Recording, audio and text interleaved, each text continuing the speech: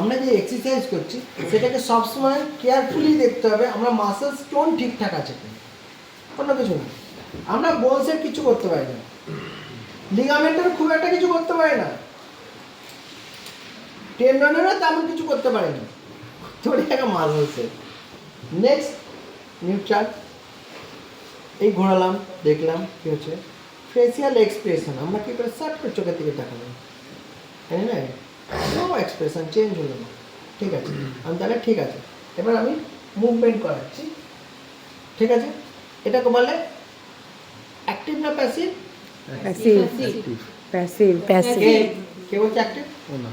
Passive আচার মারবো বলে আচার প্যাসিভ আমি করে দিচ্ছি, ও যখন করবে সেটাকে বলে অ্যাক্টিভ, ঠিক আছে। তারপরেরটায় গেলাম রাইট,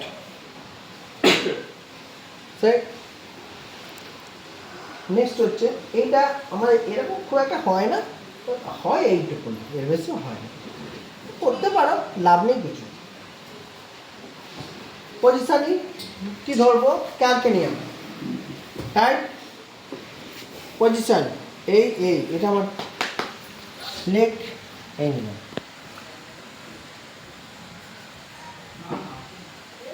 স্লো কি করছি, স্ট্রেচ, কোয়াড্রিসেপস ফ্রি, ধরবো ব্যান্ড, টাচ, টাচে আমি বুঝে নেব কতটা স্ট্রেচিং হচ্ছে, ঠিক। দরকার 90 ম্যাক্সিমাম, দরকার। স্পোর্টসম্যানদের ক্ষেত্রে আলাদা, আমি বলবো না, আমি ইন জেনারেল শেখাচ্ছি। নেক্সট বডি সোজা দাঁড়ালাম, এইটা আমার সাইড, তাই পা ছোটো বড়ো করে নেবো, যদি থাকে যে না এটা নিচু হচ্ছে তাহলে আমি ফাঁক করে নেবো, আর যদি না এবার এই হচ্ছে তাহলে এই বডি সোজা, হাত সোজা, এই ধরে ক্যালকুলিয়াম ধরে নিলাম, ব্যান্ড পুশ যা,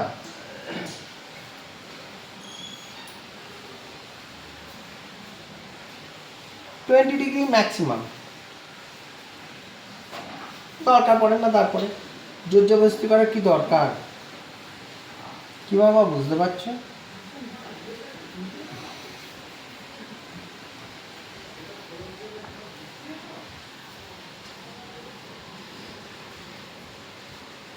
পা সোজা, কোয়াড্রিসেপস হ্যামস্ট্রিং স্টেবল, এই আমি আস্তে করে 45 ডিগ্রিতে রেখে ঘুরিয়ে দিলাম, ঠিক আছে। নেক্সট হচ্ছে ভাঁজ, লুজ, দেখো এটা লুজ করলে এটা নিউট্রাল হয়েছে কিনা,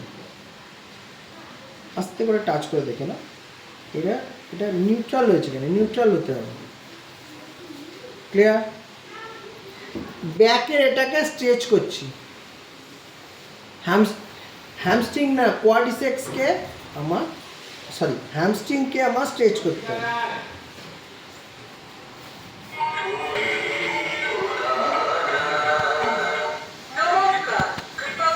নাইনটি আমার পা এখানে রইল, 90 ধরলো, এবার স্ট্রেচ হচ্ছে, কোথায় হচ্ছে, এই যে এইটা, এটা স্ট্রেচ করে দিচ্ছি, তা নইলে আমার এটা টান থেকে যাবে, তো হবে কিছুক্ষণ। ফাস্ট নয়, ফাস্ট নয়,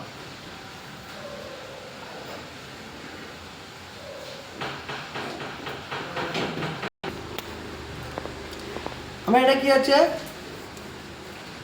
এটা কি এই জায়গাটা প্ল্যান্টার,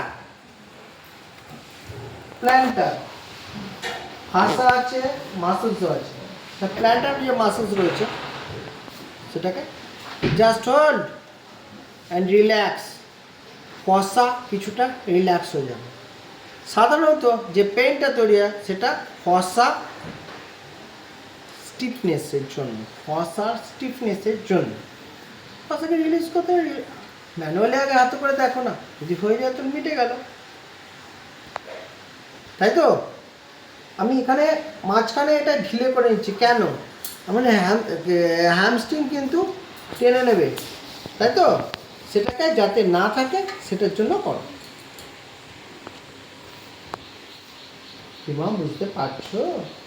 এবার ওটা নিলাম, আমার এটা রোটেট, আমার হিপ জয়েন্টের বলটা রোটেট করে দেখতে হবে ঠিক আসছে কিনা। কোথায় ঢুকলাম? উইথ ব্যান্ড, ব্যান্ডে নিয়ে গেলাম, ঠিক